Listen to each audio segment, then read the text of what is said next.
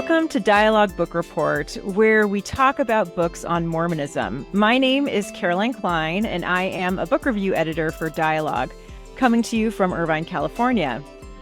I am excited to welcome Farina King to the podcast to talk about her book, Diné do Gáamalii, Navajo Latter-day Saint Experiences in the 20th Century, published this year by University of Kansas Press. Dr. King, a citizen of the Navajo Nation, is the Horizon Chair of Native American Ecology and Culture and Associate Professor of Native American Studies at the University of Oklahoma. King specializes in 20th century Native American studies, especially Indigenous experiences in boarding schools. She is the author of two other books about Diné, or Navajo experience and history, and is the past president of the Southwest Oral History Association. That is just a small introduction to Dr. King and her work. You can visit her website, farinaking.com, to learn more.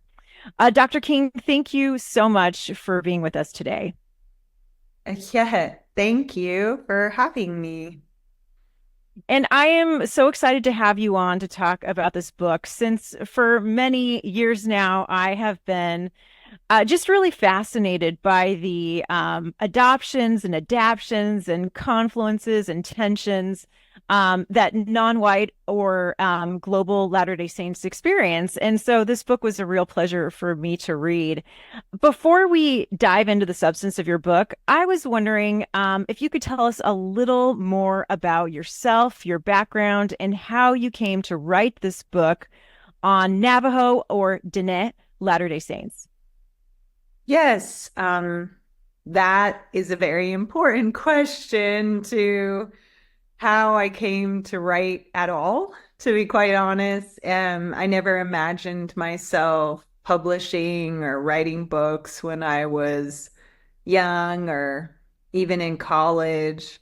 And what inspired me to write or work on these kind of projects was really highlighting the stories of people who are close to me, who have shaped my life, and in that way, telling my own story too, because there's a fabric of so many people who have interwoven threads in my life and been a part of guiding me or teaching me, challenging me even. And it's led me on a path to better understand them and where they're coming from, and myself and where I come from. So in Navajo, it is important to introduce yourself in a traditional way, as some say it, by our clans. And that is an important way of recognizing our relatives and saying a lot about where we come from and the obligations and responsibilities we hold to one another. To be honest, I learned this mainly from my paternal family, who are Diné, and learning Navajo language little by little, step by step, and I'm still learning a lot. Just trying to speak when I can and have a lot more to do. And I say that because I still have a lot to learn about myself and people I love and the Navajo Nation that I'm a citizen of. So when I introduce myself, it is in a sense sharing my positionality, where I come from, but it's a way of being and doing since time immemorial. And I will also acknowledge my mother and where my maternal ancestors come from. And even when I recognize that I say in Navajo, as Diné say, as Navajo call ourselves, we say we are born for a people. It is traced through the mothers of our fathers and grandmothers. So it also situates where our ancestors and people are from land and place are very integral to who we are. She'e bilagana nishle do kia ani bashish chin, bilagana dasha che, do sinajani dashanale akut egot sah nishle. And that is actually a pretty short way of introducing ourselves. I said I am Bilagana, white American, through my mother of settler descent, and born for the towering house, Kia'ani, and Black Streaked Woods people clans, Sinajani of Diné. And that's what makes me a woman, is what I said. I share that in the book because it comes up when Diné do Gáamalii, Navajo Latter-day Saints, are sharing who they are, where they come from. Many of them acknowledge their clans, and that's our relationality, how we relate to one another and all things, not only human, more than human. Our ancestors, ecologies that surround us, and how we're connected. And when I shared that, like I said, I'm constantly trying to learn, what does it mean to be Diné? What did it mean to my father, Shije, my father who's Diné, to my aunties, my cousins, my grandparents, my great-grandparents, ancestors, and so on. And I was raised in a Latter-day Saint home because my parents both joined the Church of Jesus Christ of Latter-day Saints. And so I also had that influence my upbringing and the communities that I connected with, that from the time I was born, I was connected to an Indigenous Latter-day Saint community. Not only Diné, but my very names come from other Indigenous Latter-day Saints. Farina is a Maori woman I was named after, who worked in the Navajo Nation and went to the same congregation as my parents, and they admired her and love her, and they named me after her. And Noelani is a Kanaka Maoli name. That's my middle name. And I was named in honor of a beloved Native Hawaiian Kanaka Maoli woman who is Latter-day Saint and was also in my parents' congregation in the Navajo Nation.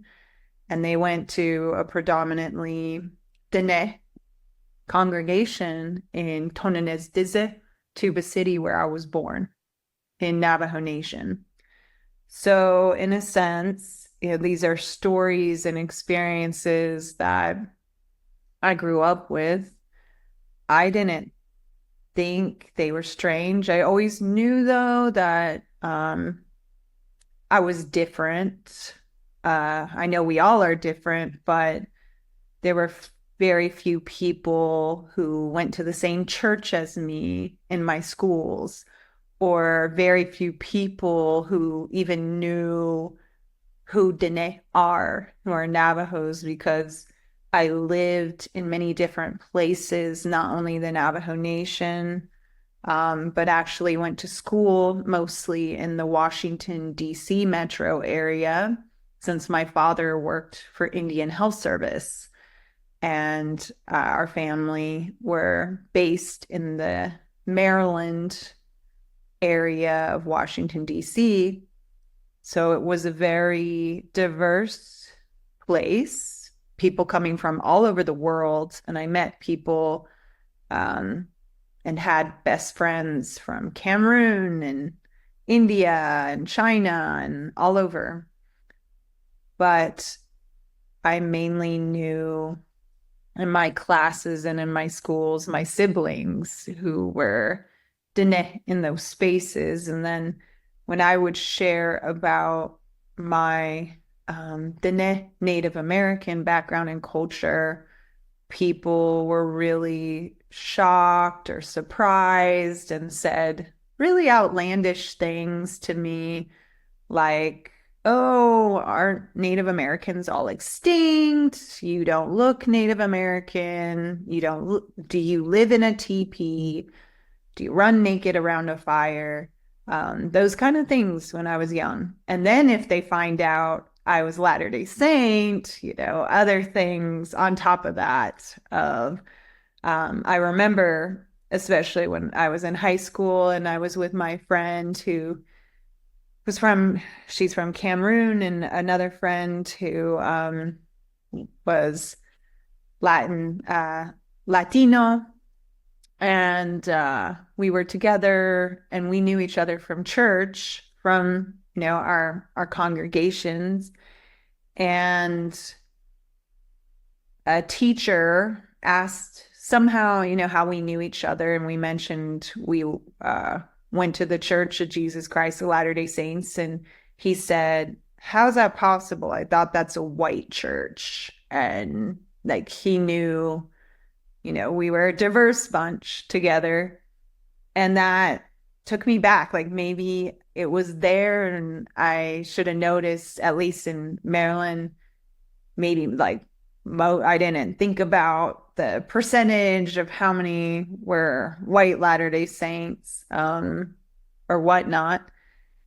But it was one of the first times someone brought it to my face of how people view the church as very white, and they don't know the stories of my family, of the people I love, people who are close to me. And even now in my life, whenever I say Native American and Latter-day Saint, it's triggering for people, and they have all these ideas and tell me who I am. Like they're telling me where I come from. And I couldn't take that. I guess I didn't want to write about it in many ways. I wanted to live my life, Well, that actually brings me to this question of like, so when did you decide that you needed to write this book? Because I noticed your other books are about Diné, a culture or history or experience. But this one is combining that Latter-day Saint identity and that Diné identity and exploring that. So when did you decide that you were going to write this book that explored these two identities and how they converge? Actually, a lot of that has to do with a mentor who reached out to me, Jessie Embry, and she was associate director of the Red Center for Western Studies at Brigham Young University. And it was when I was a student, an undergraduate student at Brigham Young University, BYU, that I was really interested in the history of Native Americans at BYU, because that's who I was, a Native at BYU. And I had participated and was recognized, received the crown, if you will, of Miss Indian BYU and the Miss Indian BYU pageant. And that was really eye-opening, actually, because I was learning about a lot of dynamics of Native Americans and Indigenous identity, like who gets to represent indigeneity, and then especially in the context of a church-run university. And there was this hall. They cleared it out now in recent years, but there was a hall of all these portraits of Miss Indian BYU, and dating back to the 1970s and even as far back, I think, as late 1960s, but primarily from the 1970s to the 2000s. My father also went to BYU. That's where he met my mother.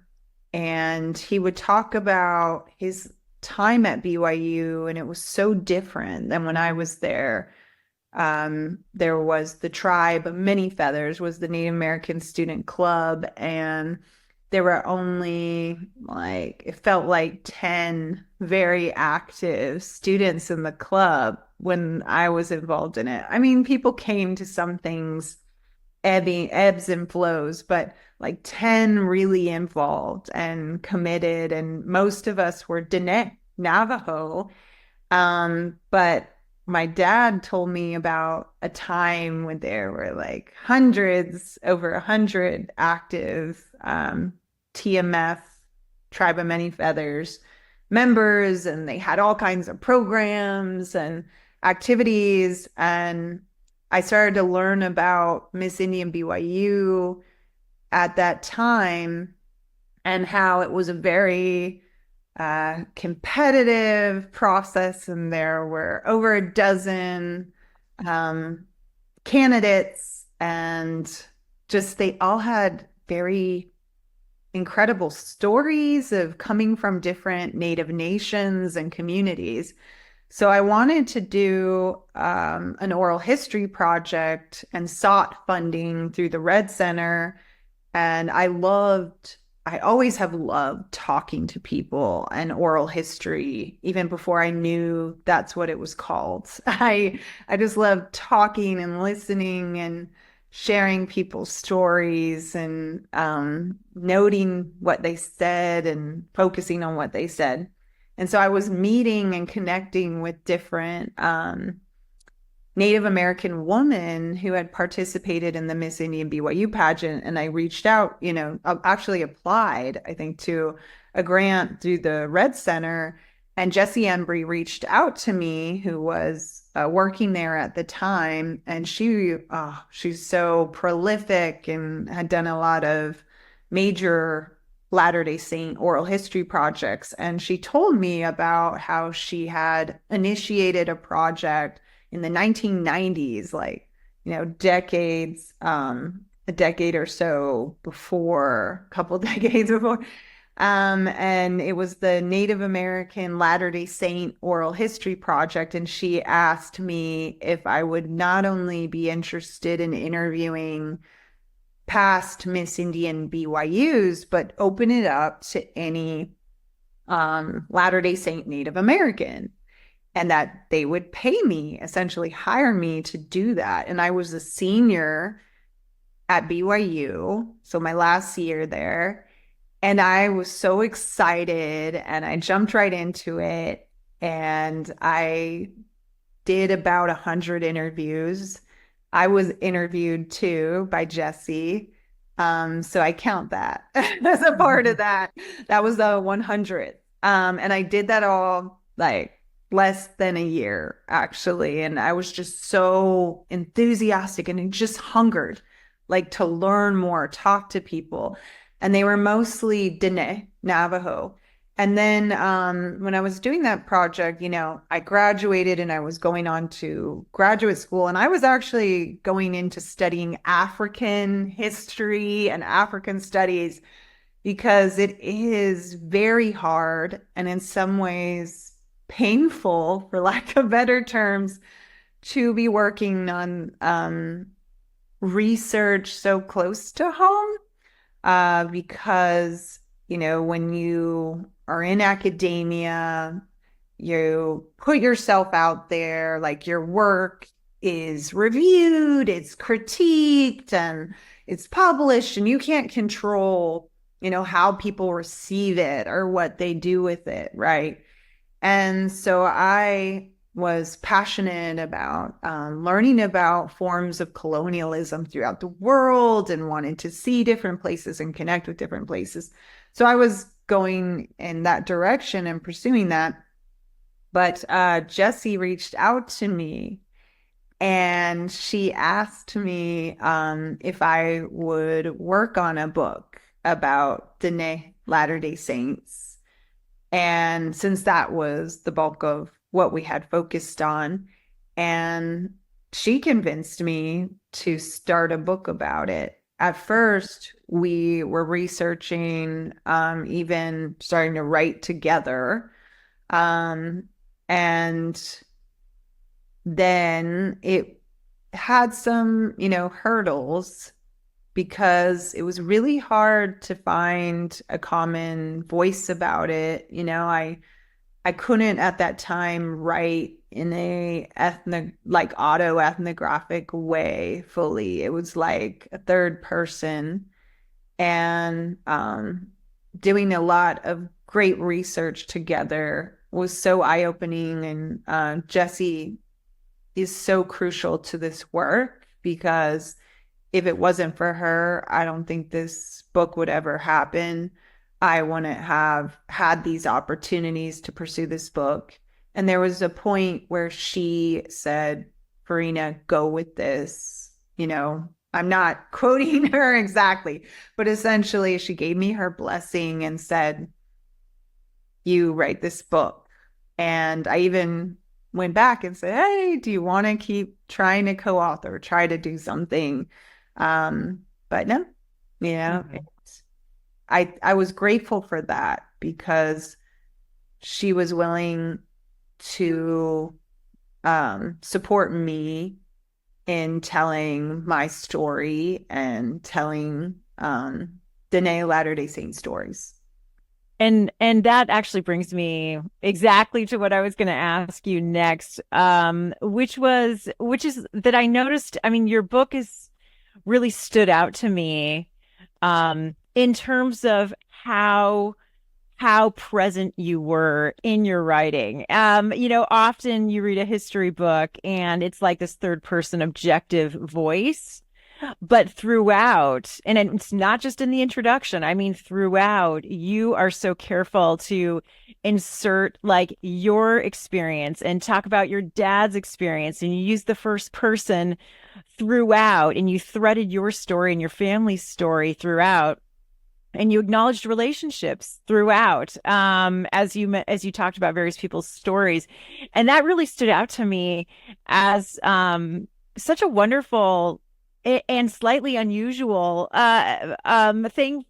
I don't know. I just loved it. It was refreshing. So one of my questions was going to be, how does this book intervene in Mormon studies scholarship? And I think I'm sort of answering maybe one part of that, is that I'd love for you to maybe, yeah, talk a tiny bit about your decision to thread your first person experience throughout the book, but also any other interventions you see this book making. Um, the biggest thing is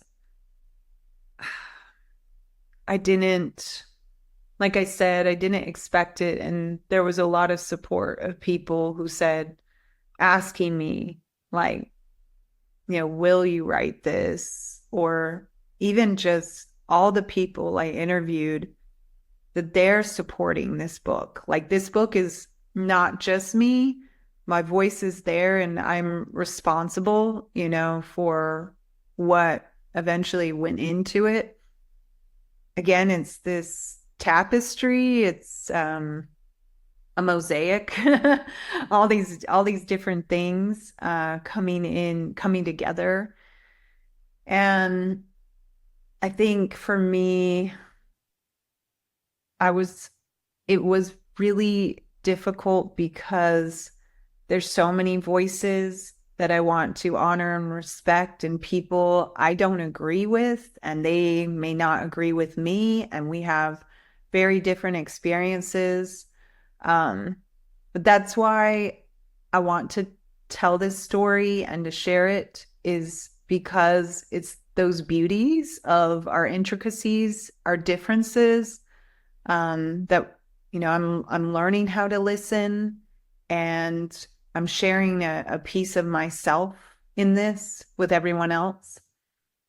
And that's where I also really wanted to embrace this opportunity to share in a way that I hope um, educates, illuminates what is often misunderstood.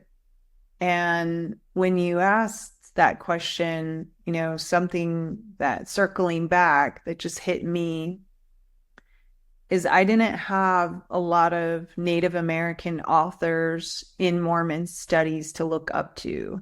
Of course, there were some that changed everything, like Elise Boxer, Hokulani Aikau, Jane Hafen, others, that dialogue gave space and shared their voices and their works, but they still were not getting all the attention or the, heavy publications that people are assigning, in quote, Mormon studies. It's changing, but when I was a student, I was seeing that, growing and growing, and I was gravitating towards it and trying to hold on to it.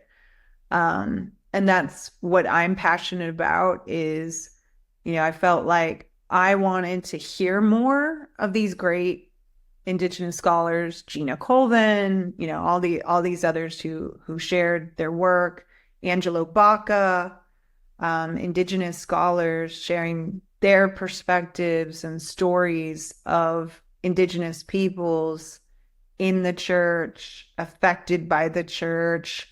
What are their voices? What are their approaches and frameworks to these studies? And I wanted that. I hungered for it so much. And I felt like if I'm going to, look for that, why can't I be a part of helping that momentum go? How can I support that? And I feel like, okay, I'm going to share this story, share, my dad's story and my story. Because if I'm asking that of other people, can I, take a step too? And not like necessarily model how to do that. I think in academia and in different cultures, it's like kind of this attitude of, oh, look at these authors, like quoting them and like all this attention and trumpeting of look at this, and that's what sells and who gets credit of it. And it's frustrating because that's what we are measured by, and in opportunities to get career lines or resources and things like that. It's frustrating because it really is community that makes these works possible. It's community for people to listen and share and exchange. And every part of that community, every person, every aspect, they make it happen. And that's why, I'm not shy of saying like Jesse Embry or my dad or Romero Brown, my friend Miriam Chun, who did the artwork on the cover. So many, it's hard, to name all of them. So it's like, can we just, all be together and recognize in that way? And in Mormon studies, even in like the scholarship, it's not really done that way. You know what I mean? And I don't know if I'm providing an intervention enough even, but I hope to start somewhere and to be supportive. And I'm still trying to do what I can. It's hard when we're stretched thin and taken in a lot of directions. And there were times I never thought this book would come out, or worried about if it did, how would it be received and how would people view me? Because there's some people who just never talk about their religious background and those. Mm-hmm. Yeah, well, I think you just touched on so many things, and that jumped out at me to me as well about the book, and one of which is, yes, you do such a wonderful job of lifting up so many various people's voices and experiences, and I think that was one of the powers of the book, was that you kind of consciously reject binaries and you reject a single story. And you lift up varieties of experience and stories, um, which I think adds a lot of complexity. And we're going to dive into some of that later as we talk about, the Indian student placement program and things like that. There are just multiple stories and perspectives that need to be lifted up, and you do such a great job with that. So let's talk a little bit about the book itself. And I thought maybe we could start off by maybe you introducing, us briefly to Diné worldviews and spirituality, and how they overlap or maybe don't overlap with traditional LDS thought. So could you tell us a little bit about Hozo? And Yeah. also just things about how age and gender and things like that focus in or function in Diné culture. Yeah, so the concept that is really crucial, and again in English, it's like this, there's not an exact word that can really translate what these terms and concepts and the power they hold. So Hajo is how my family pronounces it, and there's Diné from different parts. Some say Wojo, that I learned, and that's important too. Is, as you said, there's more than one voice, and just because I'm a citizen in Navajo Nation, I don't speak for all Diné, and we're very, very different depending on, what family you came from, what your background upbringing is, what part of Navajo Nation. It's immense. And so even when we talk about culture and spirituality and all these kind of dynamics, that will vary depending on the family, the community. And it's a struggle when there's this push to standardize, even in writing, it records that. So I want to recognize that and say that is important to understand those intricacies and complexities of culture and people.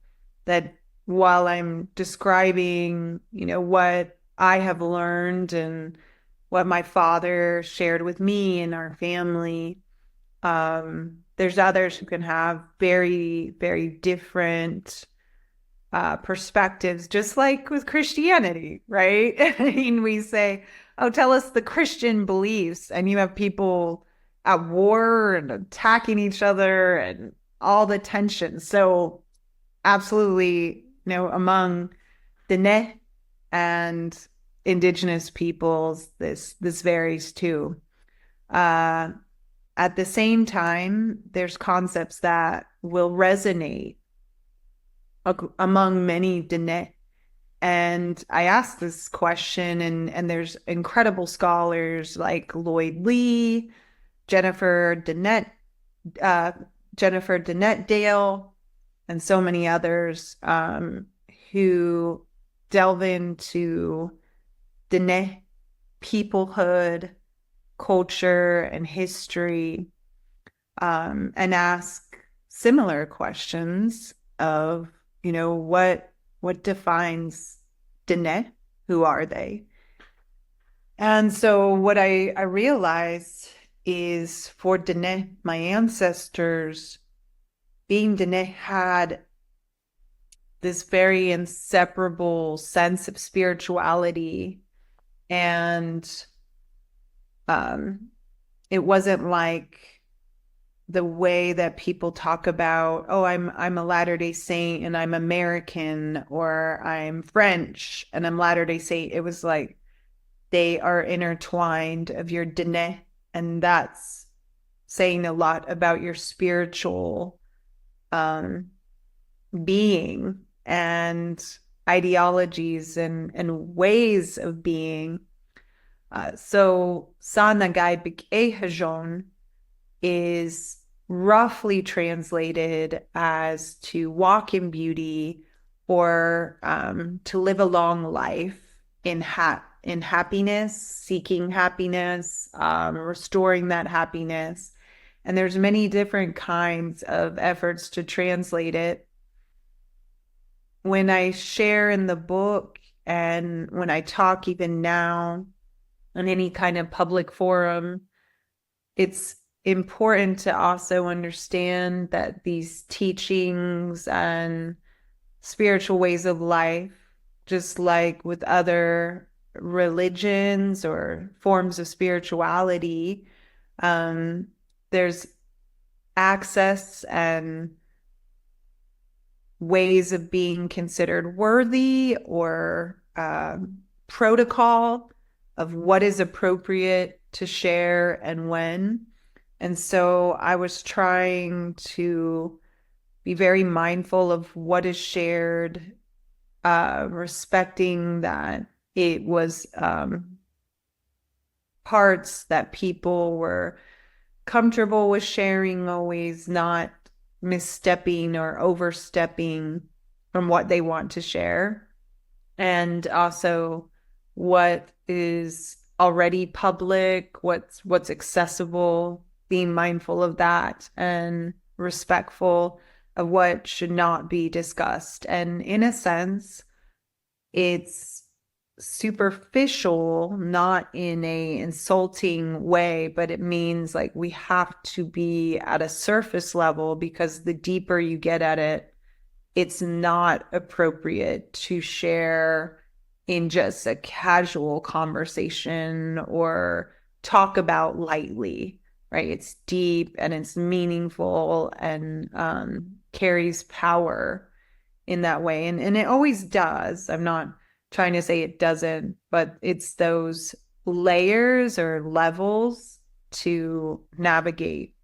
So I was trying to emphasize that to walk in beauty, this very concept of how Diné see all life interconnected and the ways that they're living, that is very cyclical, not just a linear way of being, but my dad would describe it as a whirlwind. Life turns you around, there's disorder, there's all this force.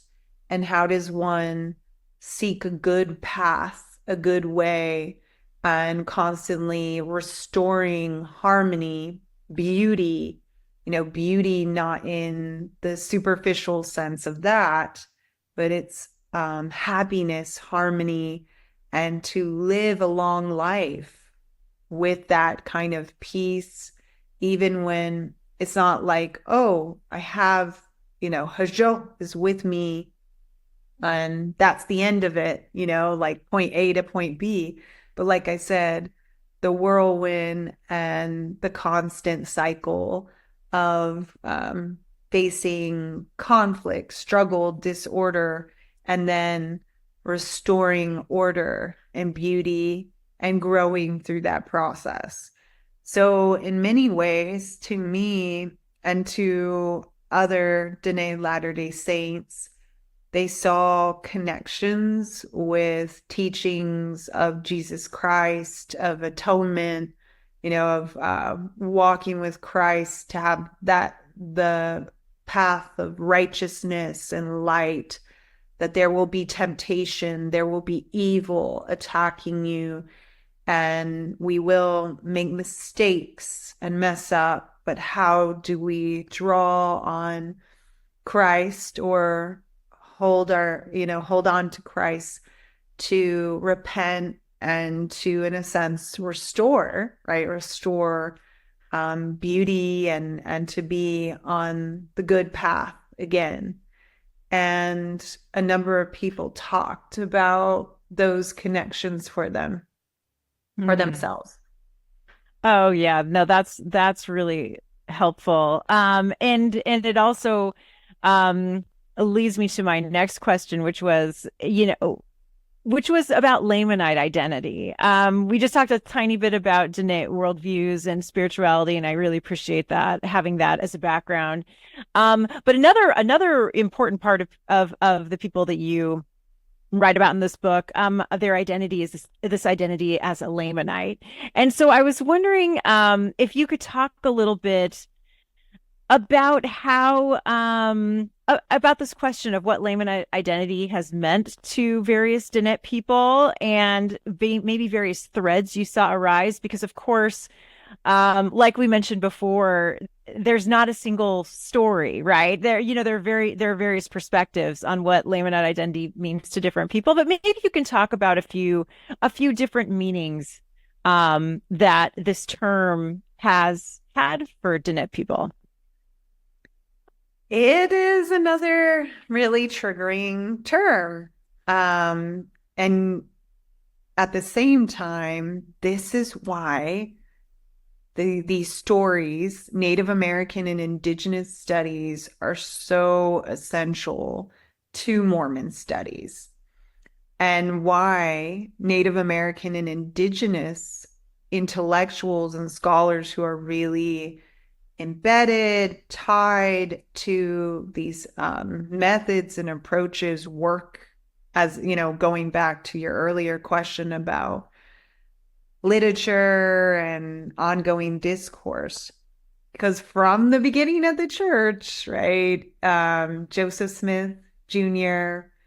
making the claims that the Book of Mormon is for the descendants. I mean, it's on the title page, written for the Lamanites, their descendants, and then the claims by early church leaders and lay members all through time that equated and identified Native Americans and different indigenous peoples as Lamanites, who are, as the listeners or who follows dialogue know, the Book of Mormon in there and all this. And so it's, to me, this is getting at the core of why we all need to pay attention here and do the best we can to learn these things in the best way, because I was very frustrated that I felt like there were all these non-native scholars, who didn't grow up connected or trying to understand indigenous ways of thought and being, analyzing, picking out, why especially white American settler colonizer Latter-day Saints we're calling Native Americans Lamanites and the impacts of that. And that's important, but that's only a piece of the whole constellation, only a piece of the puzzle, everything that's coming together. And so when you have for so long church leaders, really important church leaders, and lessons and interpretations of the Book of Mormon, and people coming in and trying to convert and proselytize among Native American and Indigenous people. And they're saying things like, the Book of Mormon is your history, it's your origin story, or they are calling them Lamanites. They called them Lamanites. And then also, how, oh gosh, this is, yeah, there's a lot here, but how do I word it? How the church itself and the founding of the church and its functions, entities like BYU, they're all built on native land and among native peoples.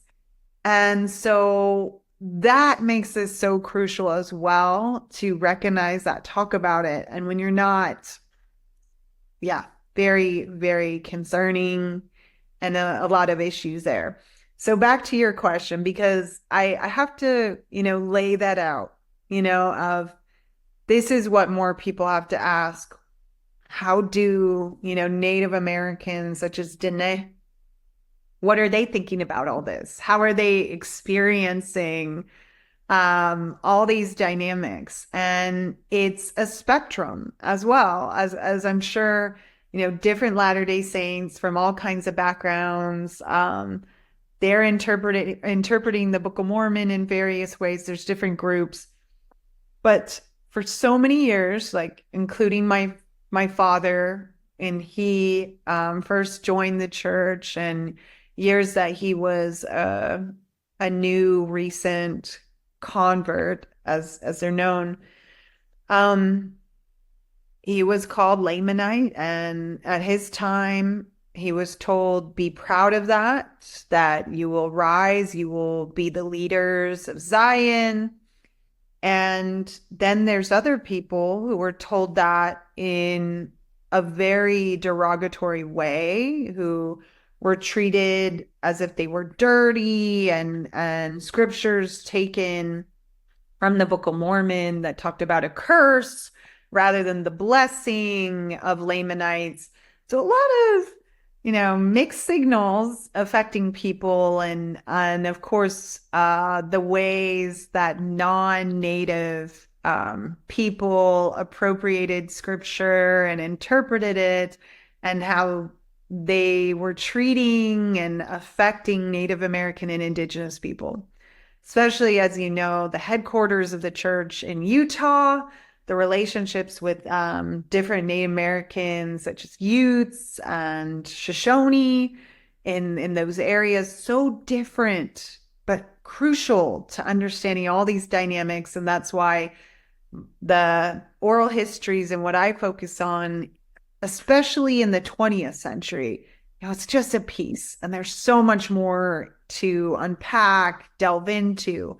And so I was asking, Diné Latter-day Saints in the late, after 1950s, people who have memories.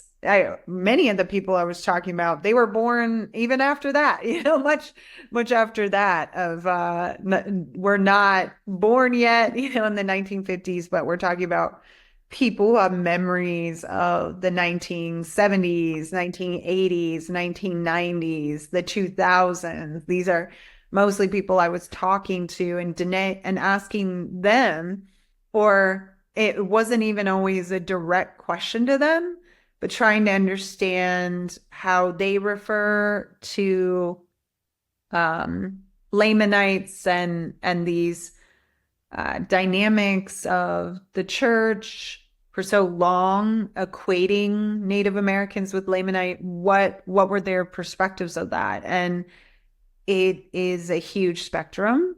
There's people who really were hurt by the way that was appropriated and treated unjustly, inequitably, and violently, because there were some people who believed, they were evil and dirty, quote, Lamanites who needed to be saved, or even those who meant, quote, well, they saw themselves as trying to help Native Americans. They would treat them in a very condescending, paternalistic and maternalistic, like patronizing way, and belittling of Native American and Indigenous cultures and ways of life. So all these really terrible dynamics that it's traumatic for some Diné Latter-day Saints, and they will cringe, they will physically respond to this term. Then you have others who are in between, might not even really feel any difference about it or think much about it. And a whole nother extreme of truly believing they are Lamanite and seeing that as very empowering, that they read scriptures, whatever, different parts of scriptures say, they hone in on the blessings promised to Lamanites, and that they're the ones to survive and rise, and they really do believe of themselves as Lamanite, and they still do. And there's communities such as that they see themselves as children of Israel. So you have everything in between there. And that's exactly at the point of what you're talking about, brought up, of many voices that I was navigating and sharing and trying to highlight that constellation. Yeah, absolutely. And I remember you mentioned in the book a couple times that promise in the Book of Mormon that the Lamanites are going to blossom as the rose, and that this can be a very meaningful and powerful promise for that last segment that you just talked about, those people on that end of the spectrum. This can be a wonderful thing, and a really uplifting part of their identity. So yeah, no, thank you for voicing that range and that spectrum of Yeah. responses to this I, identity, because it's so complicated, right? yeah, I do want to add that, there's some people who just think they're not Lamanite at all. Like they Mhm. think it was, a tactic of proselytizing, and yet they believe the Book of Mormon, and they want to affiliate with the church. So that they're often left out as well. Oh yeah, thanks for adding that in. Well, speaking of a spectrum of responses, I'm going to ask now another incredibly thorny. This is another, like, what topic can be more thorny than this and the Lamanite identity one? But this is the topic of the Indian student placement program. And I was wondering if you can give us a tiny bit of background about the program, and then maybe share a couple of stories of people from the book that encapsulate that difference in experience. Just various anecdotes that kind of stood out to you, or people's experiences that stood out to you as you researched this program.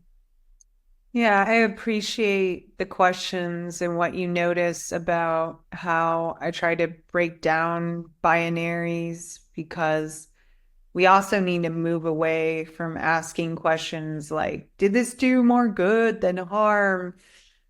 It's very problematic with also boarding school studies too, because there are systems and structures and agendas that are absolutely toxic, destructive. You can identify those. People can. And then there's what happens on the ground, what people experience, who are all the people involved, that it's not only the students themselves, their families, where they're coming from, placement families, whoever interacts with them, their siblings, on and on.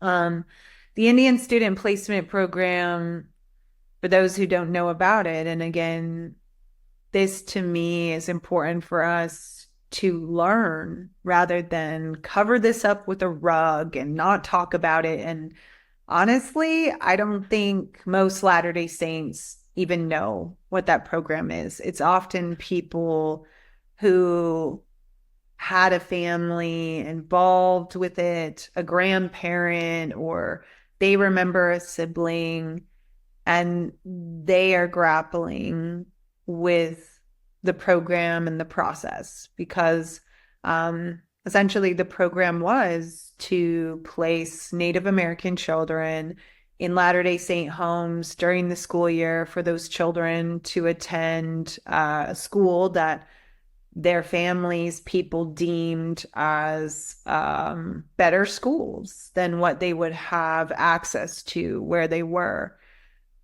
That's a very, try not getting into all the aspects of it, such as, when a child is away from home and they're separated from their parents, their culture, and they're placed in a whole nother home, how, destructive that is to separating and cutting them off from their land, their community, their language and culture. And it's understanding the bigger context in the United States specifically, and Canada, where the placement program was also in effect and in operation, that people don't talk about as well. I think there's a lot of work that still has to be done, and it's my hope to encourage any way I can and support more work, and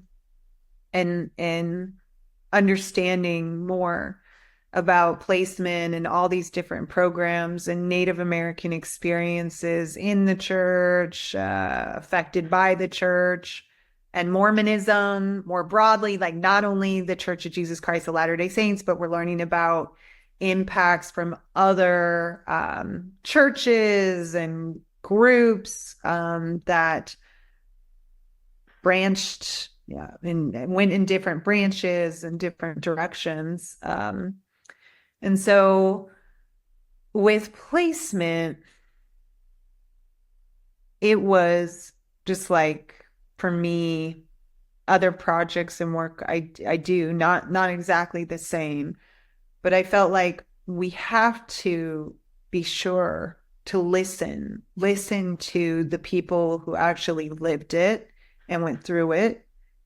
And there's important factors to understand of the background, such as even how it started, that there was a Diné young woman, who was a Helen Brown, who decided, she was making certain decisions and actions herself in the situation she was in.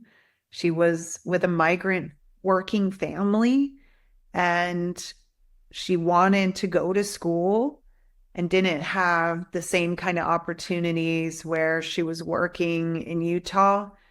And so she was willing to camp out just to go to a school.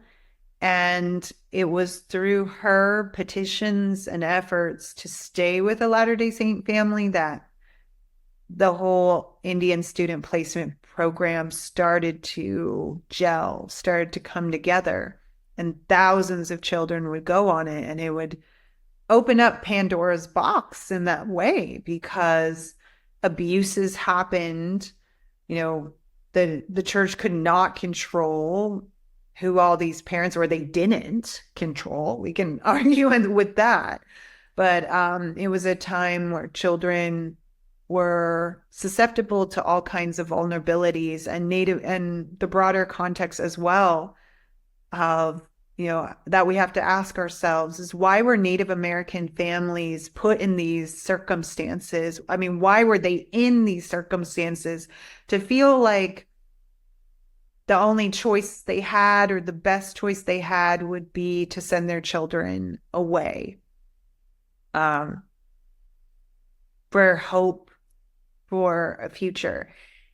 And this is really painful to ask, because I asked that about boarding schools. My dad did not go to placement on the placement program, but I have cousins who did, who I love dearly as brothers, very close to me.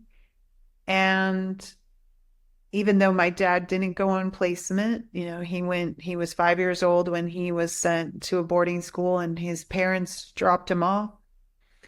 And I always felt like, how could they do that? Why would they do that? And he emphasized to me, they love him. They loved him. And it hit me that they thought that was the best thing they could do for their child. Like, that's all they could do. And I remember an incredible woman who shared her story with me about placement, Eileen Quintana. She's incredible, so active in community with Native education in Utah, trailblazer, incredible woman. And I remember I was at BYU at the time, a student, when I met her, and she was willing to share her story with me of how she went on placement. And she shared a story of how her mother was so strong, and she, loved and admired her so much. And she does. And she said her mom would never cry in front of her. But when she had to go for placement, she found her mom crying. She went, trying to she didn't know she saw her. Like, she tried to go elsewhere, but she knew. And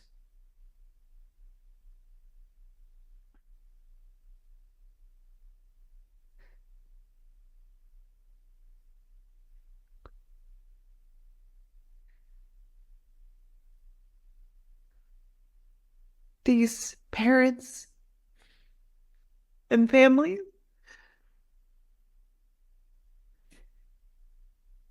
they just wanted the best for their children, but they never should have had to.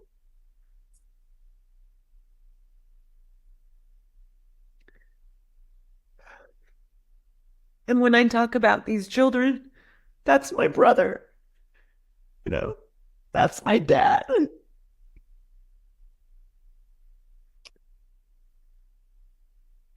They're not just victims. They're not. They are beautiful. They have learned so much. They never should have had to go through things like that, but they did. They're here today. They're doing great things for those who survived. Yeah. Yeah. Oh, thank you, Farina, for sharing that. It is, I think you bring up such a hugely important question, which is the context. Like, why did these families feel like they had to make this choice? Like, why was this the best option? And what other things, that I think that gets to the heart of the tragedy, of so much of this is that this was the best options for so many families. So thank you for sharing that story. Well, I want to say, is more than tragedy, it's violence. Yeah. It's outright violence against Native families, against Native peoples, against Native nations and our sovereignty, and the violence of erasure of the stories, of not, acknowledging or teaching about the long walk, the theft of land, the livestock assassination, annihilation, they call it reduction, all these things, waves and waves of seeking to eradicate a people who are in the way of land conquest, colonization. It's not an accident. It's not a mistake. And people want to turn away and just tell happy, triumphant stories and condition us, everyone, our children, to feed these very monstrous, parasitical systems.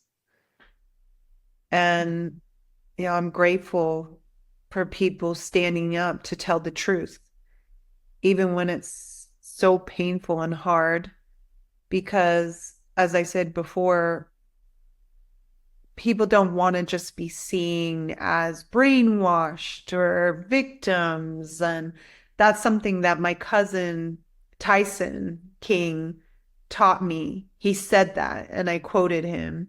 He said, "I'm tired of people finding out I went on placement and they think I was brainwashed and they think, that's it for me." When he talked about what he learned, what he's grateful for, what he's trying to navigate. And it's not, necessarily condoning all that context, like everything that's going on. While there are some people, there are some placement students who actually fight, like they stand up to say they want to be recognized for their positive experiences there. There are. Just like, to be honest, with boarding schools, I've met groups, Native American boarding school alumni. So you just can't put a cookie cutter on this, and you can't force everyone into a box. We are this whole tapestry together and all of different threads, but even when we try to say we're separate, it's in this world. We're in this world together. We're navigating it. Mm-hmm. That's one thing and you just encapsulated another thing I found powerful about your book, which is that you don't run away from systemic violence and oppression and structural inequities and racism and colonization. Like you there's no way you're running away from that in your book. You are acknowledging that, but you're also very much acknowledging agency of these of all these Diné people who, even though there were these constraints and terrible systems in place, these were also people that were making agentive choices and doing wonderful things within, a system that was so problematic in a lot of ways. And so that balance between kind of structure and agency, I found that really powerful as I was reading. So I don't know if you have any comments on that, on sort of those two poles that I saw you balancing. I think even more than agency, it's people creating, innovating, doing what they can to improvise, like navigate, because it could start with survival, but there's some who are going beyond that. They're trying to thrive. They want to thrive. And they rewire, they resist, they are resilient. They, like I said, create. If there's not a path out there, they will dig one. They will make it. And that's what's so remarkable to me. I admire learning from all these people where many of them, I can't imagine being in their circumstances, what some of the people I talk to have been through, even when, there's points of relation, but I recognize are very different journeys and circumstances. Well, that was such a beautiful note to end this on. I think I have like 10 other questions I would ask you, but I'm just gonna say go read the book because Dr. King gets into so many interesting issues and topics. I particularly was fascinated by the chapter on BYU and Native American students at BYU, which is just a story I had never heard before. And so that's a great thing to read. And also that last chapter about the ways various Diné have taken kind of a syncretic approach to religion, combining the best of their Diné background with their LDS affiliation. I also just love that chapter as well. So thank you, Dr. King, so much. Are there any last thoughts before we end this? Last stories, anecdotes, thoughts before we shut this down?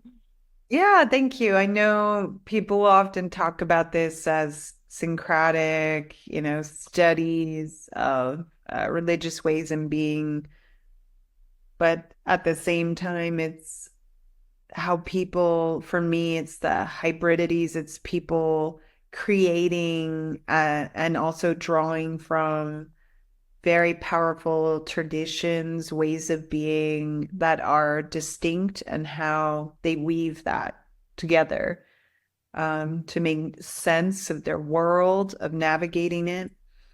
I thank you, for giving this time to talk about this work and listening to me. It is really hard because it is personal to me. At the same time, as was a phrase I'm saying, I hope that personal voice and direct tie to this can help people to know these are real lives and we're dynamic. We're not frozen in time. And people who I talk to, they change every day. And so this gives us a snapshot of different voices and moments, but we need to keep learning. We need to keep telling our stories. It is a beautiful cycle. That to me is such an iteration of Sa Nagay B'Kei Hajon and Najo Ina, walk in beauty, live that life in beauty. And I am calling out, to my Native American and Indigenous storytellers, writers, scholars out there, I'm excited for the ongoing initiatives and projects. I'm working with an incredible scholar, Michael Ng, Gáamalii, and we started a cohort that was addressing Indigenous perspectives on the discourse of Lamanite. And incredible people coming together for that. And it's great to hear more books coming out, more publications.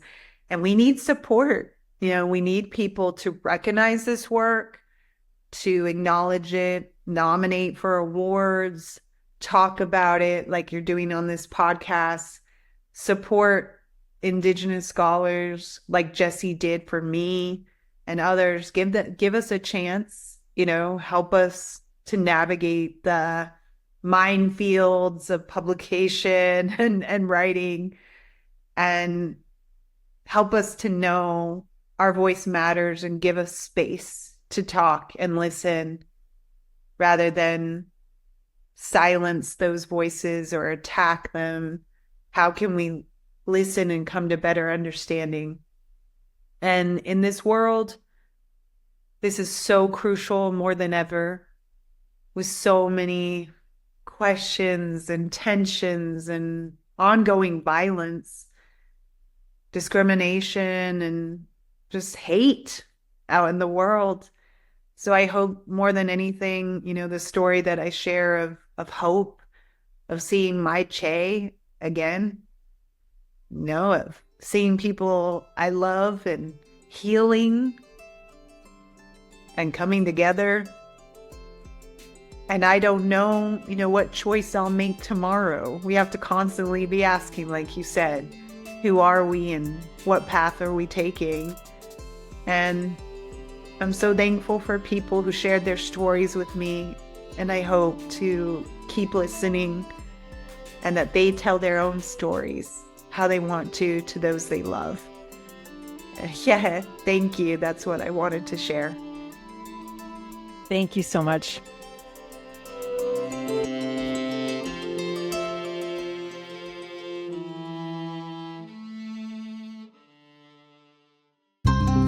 I'm Taylor Petrie, editor of Dialogue, a journal of Mormon thought, and this is Dialogue Out Loud. My eyelashes were subtly coated in matte black mascara. On my cheeks, a light dusting of dusty rose-colored blush powder. Just enough that I could feel comfortable and almost myself. On Tuesday, my visiting teacher said she knew I was really busy at work and brought over a casserole for dinner, the chief ingredient of which was zucchini. Maybe it isn't the Lamanite who needs to forsake the incorrect traditions of our forefathers. Maybe it's the belief of racial hierarchy that we need to forsake. Never learn to play the organ, the old woman told me. You might get a different calling from time to time, but make no mistake, once you go down the path of becoming a ward organist, that's what you'll be until you die. Each year, we bring you even more great fiction, personal essays, and poetry taken from the pages of our quarterly journal. We couldn't do this without your support, so thank you for reading, listening, and supporting Dialogue with your donations, subscriptions, or by simply leaving us a review wherever you get your podcasts. For more content like this, or to get involved with Dialogue events, go to dialoguejournal.com. Dialogue Podcast Network.